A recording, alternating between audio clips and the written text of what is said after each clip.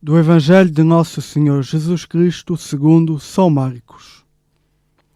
Naquele tempo, Tiago e João, filhos de Zebedeu, aproximaram-se de Jesus e disseram-lhe: Mestre, nós queremos que nos faças o que te vamos pedir.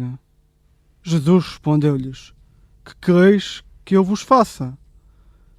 Eles responderam: Concede-nos que, na tua glória, nos sentemos um à tua direita e outro à tua esquerda. Disse-lhes Jesus: Não sabeis o que pedis. Podeis beber o cálice que eu vou beber e receber o batismo com que eu vou ser batizado? Eles responderam-lhe: Podemos. Então Jesus disse-lhes: Bebereis o cálice que eu vou beber e sereis batizados com o batismo com que eu vou ser batizado. Mas sentar-se à minha direita ou à minha esquerda não me pertence a mim concedê-lo.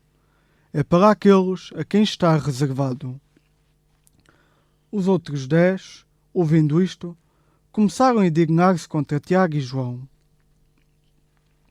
Jesus chamou-os e disse-lhes: Sabeis que os que são considerados como chefes das nações exercem domínio sobre elas e os grandes fazem sentir sobre elas o seu poder. Não deve ser assim entre vós. Quem entre vós quiser tornar-se grande, será vosso servo. E quem quiser entre vós ser o primeiro, será escravo de todos. Porque o Filho do Homem não veio para ser servido, mas para servir e dar a vida pela redenção de todos.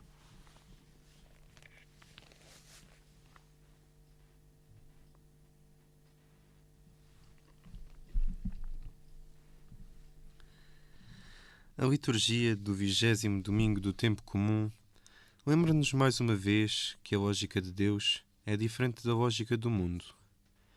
Neste Santo Evangelho, somos convidados a prescindir dos nossos projetos pessoais, de poder e de grandeza, e a fazer das nossas vidas uma entrega de serviço aos irmãos. É neste amor de quem serve humildemente que Deus oferece aos homens a vida eterna e verdadeira.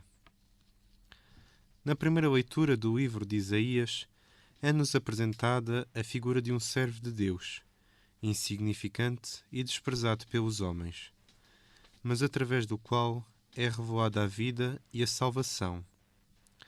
Lembra-nos que uma vida vivida na simplicidade, na humildade, no sacrifício, na entrega e no dom de si mesmo, não é uma vida maldita, perdida, fracassada, mas uma vida fecunda e plenamente realizada, que trará libertação e esperança ao mundo e aos homens. Na segunda leitura, o autor da carta aos Hebreus fala-nos de um Deus que ama o homem com um amor sem limites e que, por isso, está disposto a assumir a fragilidade dos homens, a descer ao seu nível e a partilhar a sua condição. Deste modo, Deus não se esconde atrás do seu poder e da sua omnipotência, mas aceita descer ao encontro dos homens para lhes oferecer o seu amor. No Evangelho segundo São Marcos, Jesus convida os discípulos a não se deixarem manipular pela ambição, pela grandeza, pelo poder e pelo domínio, mas que façam da sua vida um dom de amor e de serviço. O texto que nos é proposto demonstra que os discípulos continuam sem perceber, ou sem querer perceber, a lógica do reino. Eles ainda continuam a pensar em ter poder, autoridade, grandeza, e veem na proposta do reino apenas uma oportunidade de realizar os seus sonhos humanos. E isto acontece também muitas vezes na nossa vida. Também procuramos entender ou manipular a palavra e os sinais de Deus de modo a tentarmos alcançar os nossos próprios objetivos. Dividamos agora o texto em duas partes. Na primeira parte do texto, apresenta-se a pretensão de Tiago e de João, com o desejo de se sentarem no reino que vai ser instaurado, um à direita e o outro à esquerda de Jesus. A questão central é que nem sequer é apresentada como um pedido respeituoso, mas parece mais uma reivindicação de quem se sente com direito inquestionável a um privilégio. Certamente, Tiago e João imaginaram o reino que Deus veio propor de acordo com o Antigo Testamento e querem assegurar-se nesse reino poderoso e glorioso. Este acontecimento mostra como Tiago e João, mesmo depois de toda a catequese que receberam durante o caminho para Jerusalém, ainda não entenderam nada do projeto de Deus e ainda continuam a refletir e a viver de acordo com a mentalidade do mundo. Para eles, o que é importante é a realização dos seus sonhos pessoais. Uma vez mais, Jesus vê-se obrigado a esclarecer as coisas. Em primeiro lugar, Jesus avisa os discípulos de que para se sentarem à mesa do reino devem estar dispostos a beber o cálice que ele vai beber e a receber o batismo que ele vai receber. O cálice indica, no contexto bíblico, o destino de uma pessoa. Ora, beber o mesmo cálice de Jesus significa partilhar esse destino de entrega e de dom da vida que Jesus vai cumprir. O receber o mesmo batismo refere-se à participação e imersão na paixão e morte de Jesus. Para fazer parte da comunidade do reino, é preciso, portanto, que os discípulos estejam dispostos a percorrer com Jesus o caminho do sofrimento, da entrega, do dom da vida até à morte. Apesar de Tiago e João manifestarem com toda a sinceridade a sua disponibilidade para percorrerem o caminho, Jesus não lhes garante uma resposta positiva à sua pretensão. Ele evita associar o cumprimento da missão a uma recompensa, pois o discípulo não pode seguir determinado caminho ou embarcar em determinado projeto por interesse.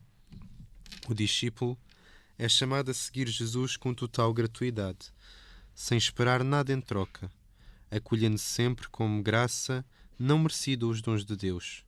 Deste modo, também nós somos chamados a seguir Jesus. Na segunda parte do Santo Evangelho, temos a reação dos discípulos à pretensão dos dois irmãos e uma catequese de Jesus sobre o serviço. A reação indignada dos outros discípulos ao pedido de Tiago e de João indica que todos eles tinham as mesmas pretensões. O seu pedido a Jesus aparece-lhes como uma jogada de antecipação, que ameaça as secretas ambições que todos eles guardavam no coração. Jesus aproveita a circunstância para reiterar o seu ensinamento e para reafirmar a lógica do reino. Começa por recordar-lhes o modelo dos governantes das nações e dos grandes do mundo.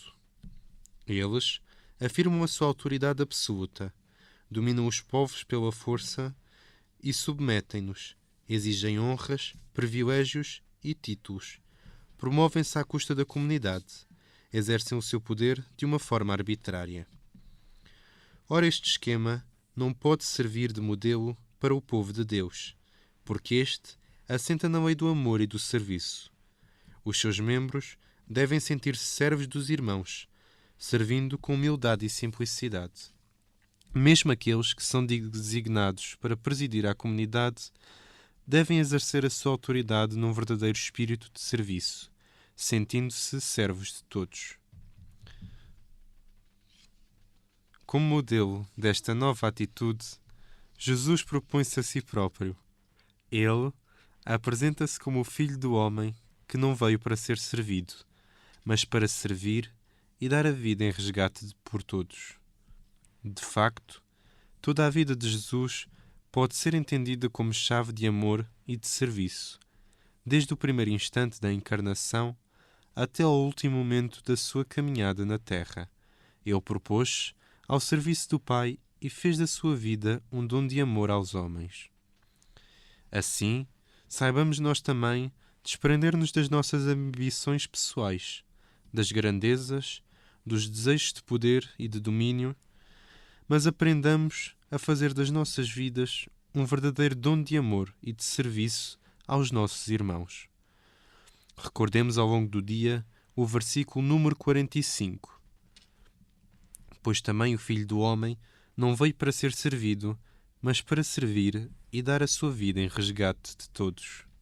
Muito obrigado, João, pelo teu comentário ao Santo Evangelho, que de certo nos irá ajudar bastante na vivência da palavra do Senhor e que nos explica muito bem. Tu trazes-nos agora para o nosso espaço estante, que é um espaço cultural onde são apresentadas sugestões de cinema, de teatro, de livros e entre muitos outros. Tu agora trazes-nos algumas sugestões, certo? É verdade, terá que sim. Chegamos agora à nossa rúbrica estante, tendo como ponto de partida o Evangelho que nos é proposto e o tema do plano pastoral, decidi propor como livro O Preço a Pagar por Me Tornar Cristão. Este livro fala-nos de um jovem muçulmano iraquiano, Mohamed, oriundo de uma família xiita. Este rapaz está a cumprir o serviço militar e descobre com terror e assombro que o seu vizinho, camarada, é cristão. Mas, entre os dois homens, nasce uma relação paradoxal que transformará a vida de Mohamed. Regressada à vida civil, terá somente uma ideia em mente: converter-se ao cristianismo. Uma loucura total. Para os seus pais e os seus familiares, é impensável. No Islão, a mudança de religião é um crime. O seu clã faz tudo para que desista da sua decisão, mas não há nada a fazer. Depois de intimidações, vem a prisão e a tortura.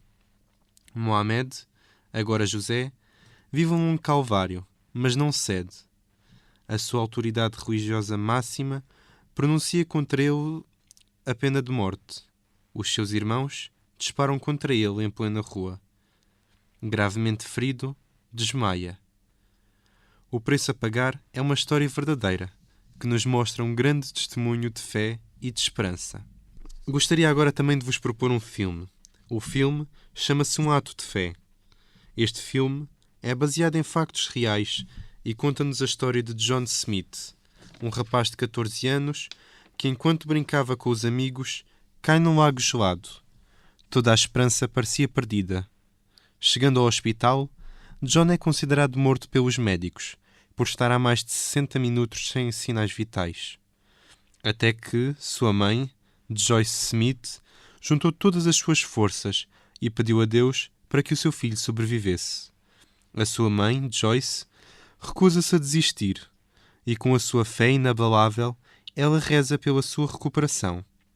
Baseado numa história verídica de devoção de uma mãe que não perde a esperança e reconhece a sua pequenez perante Deus, um filme com muitos sentimentos.